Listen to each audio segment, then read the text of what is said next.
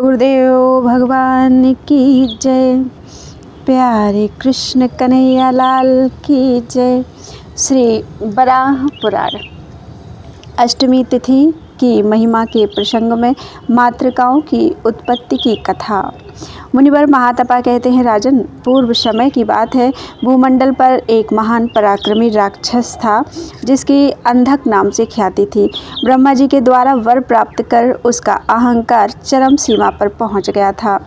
सभी देवता उसके अधीन हो गए थे। उसकी सेवा असह्य होने के कारण देवताओं ने सुमेरु पर्वत छोड़ दिया और उस दानव के भय से दुखी होकर वे ब्रह्मा जी की शरण में गए।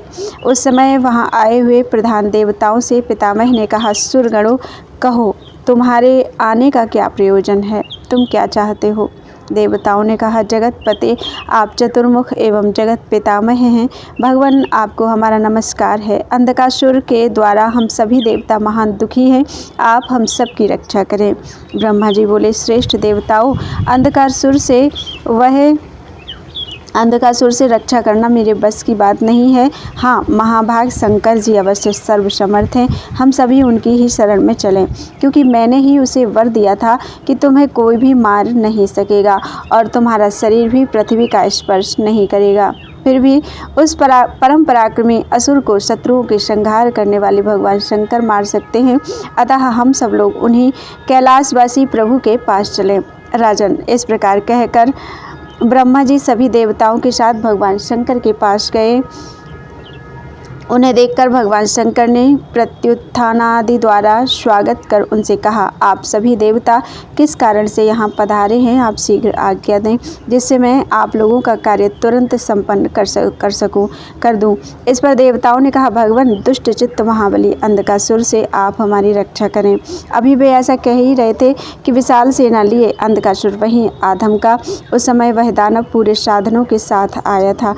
उसकी इच्छा थी कि वह युद्ध में चतुरंगणी सेना के सहारे शंकर जी को मारकर उनकी पत्नी पार्वती का अपहरण कर ले। उसे सहसा इस प्रकार प्रहार के लिए उद्यत देखकर रुद्र भी युद्ध के लिए उद्यत हो गए। सभी देवता भी उनका साथ देने को तैयार हुए। फिर उन प्रभु ने वासुकी, तक्षक और धनंजय को स्मरण किया और उन्हें क्रम से अपना कंकण और करधनी बनाया। इतने में नील नाम से प्रसिद्ध एक प्रधान दैत्य हाथी का रूप धारण कर भगवान शंकर के पास आया।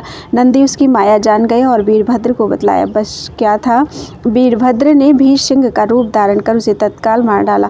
उस हाथी का चर्म अंजन के समान काला था। वीरभद्र ने उसकी चमड़ी उधेड़ कर उसे भगवान शंकर को समर्पित कर दिया। तब रुद्र ने उसे वस्त्र के स्थान पर पहन लिया। तभी से वे गजाजिनधारी हुए। इस प्रकार गज चर्म पहनकर उन्होंने श्वेत सर्प का भूषण भी धारण कर लिया। फिर हाथ में त्रिशूल लेकर अपने गणों के साथ उन्होंने अंधकासुर पर धावा बोल दिया। अब देवता एवं दानवों में भीषण संग्राम प्रारंभ हो गया। उस अवसर पर इंद्र आदि सभी लोकपाल, सेनापति, स्कंद एवं अन्य सभी देवता भी सम्रांगण में उतर आए। यह स्थिति देखकर नारद जी तुरंत भगवान नारायण के पास गए और बोले, भगवान, कैलाश पर देवताओं का दानवों के साथ घोर युद्ध हो रहा है। यह सुनना था कि भगवान जनार्दन भी हाथ में चक्र लेकर गरुड़ पर बैठे और युद्ध स्थल में पहुंचकर दानवों के साथ युद्ध करने लगे। उनके वहां आ जाने पर देवताओं का उत्साह कुछ बड़ा अवश्य, किंतु उस समर में उनका मन एक प्रकार से म्लान हो चुका था। अतः वे सभी भाग चले। जब देवताओं की शक्ति समाप्त हो गई तो स्वयं भगवान रुद्र अंधकासुर के सामने गए। उनके साथ उनका रोमांचकारी युद्ध आरंभ हो गया। उस समय उन प्रभु ने उस दानव पर त्रिशूल से भीषण प्रहार किया। फिर तो घायल हो जाने पर अंधकासुर के शरीर से जो रक्त जमीन पर गिरा, उससे उसी क्षण दूसरे असंख्य अंधकासुर उत्पन्न हो गए। युद्ध भूमि में ऐसा अत्यंत आश्चर्यपूर्ण दृश्य देखकर परम प्रभु भगवान रुद्र ने प्रधान अंधकासुर को त्रिशूल के अग्रभाग से बींध दिया और उसे लिए हुए नाचने लगे। शेष मायामय अंधकासुरों को भगवान विष्णु ने अपने चक्र से काट डाला। शूल प्रोत प्रधान अंधकासुर के शरीर से रक्त की धाराएं अब भी निरंतर प्रवाहित हो रही थीं। अतः रुद्र के मन में भीषण क्रोधाग्नि भड़क उठी, जिससे उनके मुख से अग्नि की ज्वाला बाहर निकलने लगी। उस ज्वाला ने एक देवी का रूप धारण कर लिया, जिसे लोग योगेश्वरी कहने लगे। इसी प्रकार भगवान विष्णु ने भी अपने रूप के सदृश ज्वाला द्वारा अन्य शक्ति का निर्माण किया।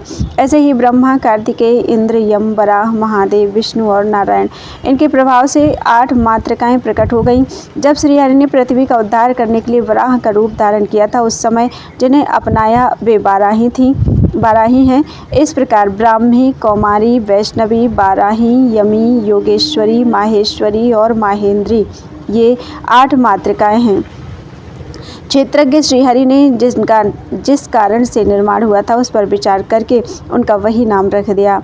ऐसे ही काम, क्रोध, लोभ, मद, मोह, मात्सर्य, पैशुन्य और असूया इनकी 8 शक्तियाँ मातृका नाम से प्रसिद्ध हुई। काम योगेश्वरी, क्रोध माहेश्वरी, लोभ वैष्णवी, मद ब्रह्माणी, मोह कौमारी, मात्सर्य इंद्राणी, पैशुन्य यमदंडधरा और असूया बाराही नाम से कही गई हैं। ऐसा जानना चाहिए। ये कामादिगण भी भगवान नारायण के शरीर कहे जाते हैं। उन प्रभु ने जैसी मूर्ति धारण की उनका वैसा नाम तुम्हें बता दिया। तदनंतर इन मातृ देवियों के प्रयास से अंधकासुर की रक्त धारा का प्रवाह सूख गया, उसकी आसुरी माया समाप्त हो गई। फिर अंधकासुर भी सिद्ध हो गया। राजन, मैंने तुमसे यह आत्मविद्यामृत तत्व का वर्णन किया है। मातृकाओं की उत्पत्ति का यह कल्याणकारी प्रसंग जो सदा सुनता है, ये माताएं उसकी प्रतिदिन सभी प्रकार रक्षा करती हैं। राजेंद्र, जो मुख से इन मातृकाओं के जन्म चरित्र का पाठ करता है वह श्लोक में सर्वथा धन्यवाद का पात्र माना जाता है। अंत में उसको भगवान शिव के लोक की प्राप्ति सुलभ हो जाती है। महाभाग, ब्रह्मा ने उन मातृकाओं के लिए उत्तम अष्टमी तिथि प्रदान की है। मनुष्य को चाहिए कि इस तिथि में बिल्व के आहार पर रहकर भक्तिपूर्वक सदा इनकी पूजा करे। इससे परम संतुष्ट होकर ये मातृकाएं उसको कल्याण एवं आरोग्य प्रदान करती हैं। अध्याय 27 पूर्ण हुआ। बोल वृंदावन बिहारी लाल की जय। त्वदीयं वस्तु गोविंदम तुभ्यमेव समर्पयेत्। तेन त्वदङ्घ्रिकमले रतिं मे यच्छ शाश्वतीम्।